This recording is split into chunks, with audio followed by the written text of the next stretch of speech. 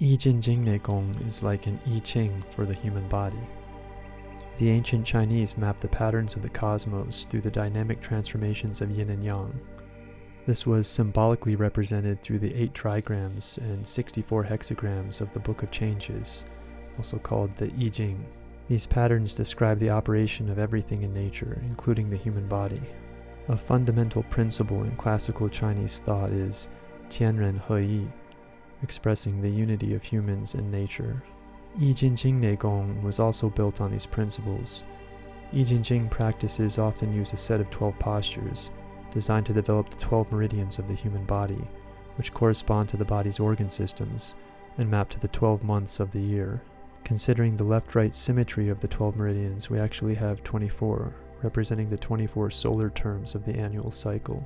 Classically, there were a total of 365 acupuncture points on the human body, corresponding to the 365 days of the year. Jin Jing Neigong activates key acupoints physically and energetically to enhance energy flow and purge stagnant and unhealthy energy from the body. Jin Jing is more than a set of stretches and calisthenics. It takes into account the holistic energetic mappings within the human body and their correspondences to the greater patterns found within the macrocosm of nature.